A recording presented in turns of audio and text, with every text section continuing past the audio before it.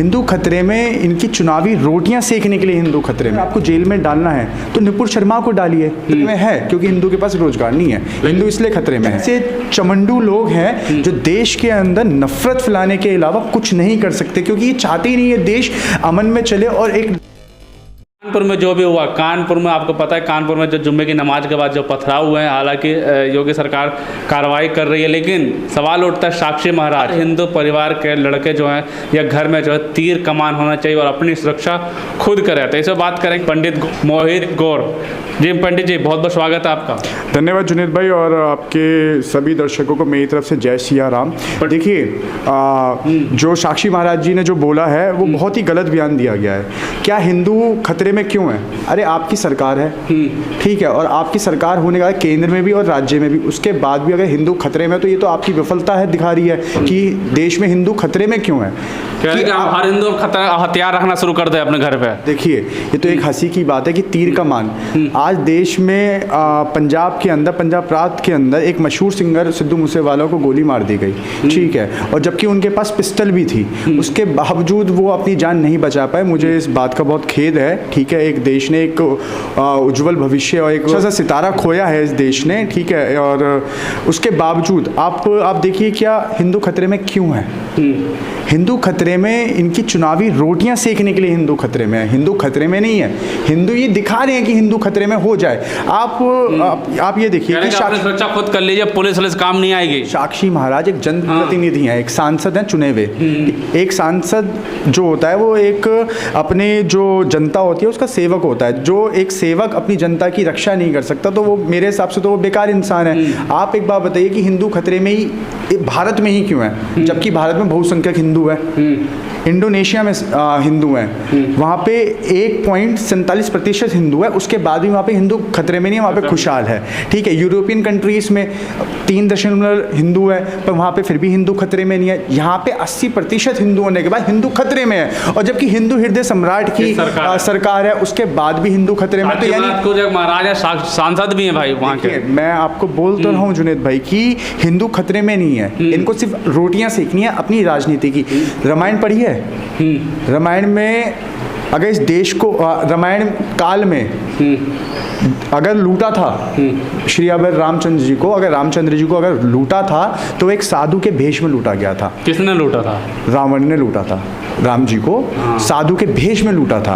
और आज के समय में एक साधु बन के आया, ठीक है, वो आज देश लूटने का काम हो रहा है। सिर्फ खाली बेवकूफ बनाने की बातें चल रही हैं। तो कहते ना हिंदू, आप भी हिंदू युवा हैं, आप भी सुरक्षित के लिए हथियार रखिए अपने पास। देखिए एक बात बताइए, अगर सुरक्षित रहने के लिए अगर हमें हथियारों की जरूरत नहीं है, हमें कलमों की जरूरत है, हमें हमारे हाथों में पेन चाहिए, ठीक है, और हमें रोजगार चाहिए। यूपी पुलिस पर तो भरोसा ही नहीं होना। देखिए पुलिस, बल्कि यूपी पुलिस भी उन्हीं की योगी आदित्यनाथ की सरकार है यहाँ पे। देखिए योगी आदित्यनाथ जी की सरकार होने के बावजूद भी, ठीक है, फिर भी दंगे हो रहे हैं, जैसे कानपुर के अंदर हुआ।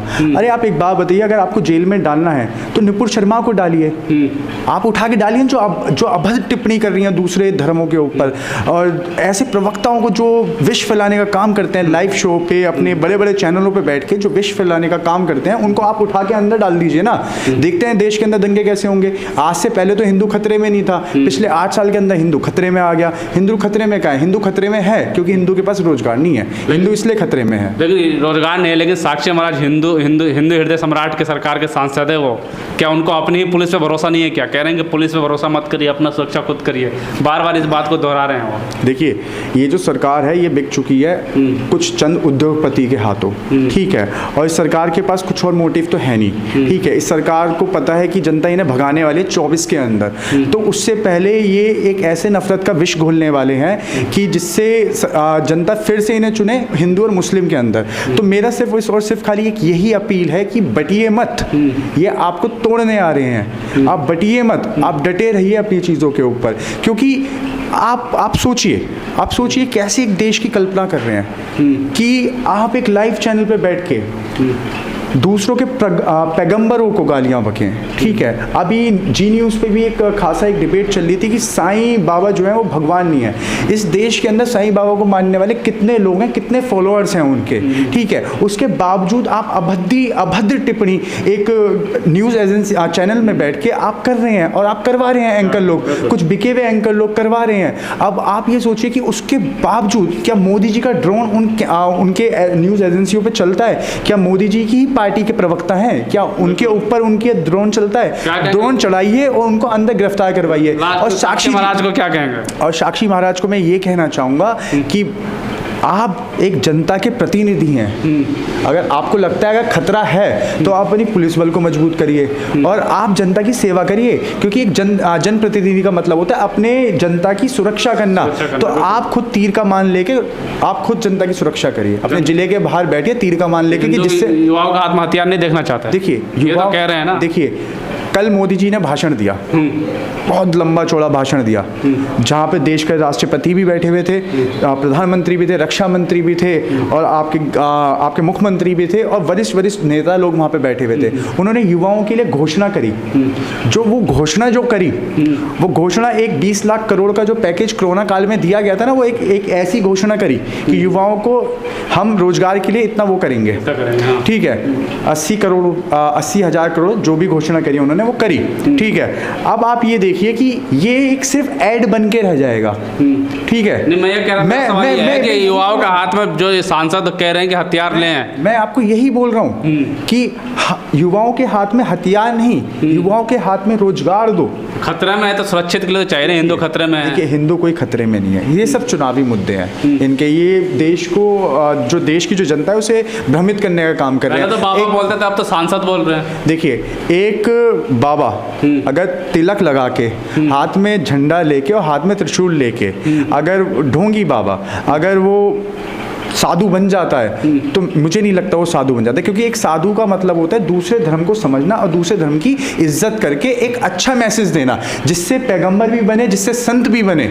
ठीक है, और जिससे जीसस क्राइस्ट भी बने। ठीक है, आप बैठ के सोशल मीडिया पे बैठ के अनाप शनाप बयान देते हो, दूसरों के धर्मों को गाली देते हो। ठीक है, आप दूसरों के धर्म का सम्मान नहीं करते तो आप एक अच्छे इंसान नहीं है। आप मानवता पे बात करिए। अगर आपको बात करनी है तो आप क्या धर्म की एक नशे में की तरफ एक युवा को देखिए, आने वाली पीढ़ी इन्हें माफ़ नहीं करेगी। साक्षी महाराज के खुद कॉन्स्टिट्यूएंसी के लोग उन्हें माफ़ नहीं करेंगे। ये कुछ ऐसे चमंडू लोग हैं जो देश के अंदर नफरत फैलाने के अलावा कुछ नहीं कर सकते, क्योंकि ये चाहते ही नहीं है देश अमन में चले और एक लंबा और अच्छा चले।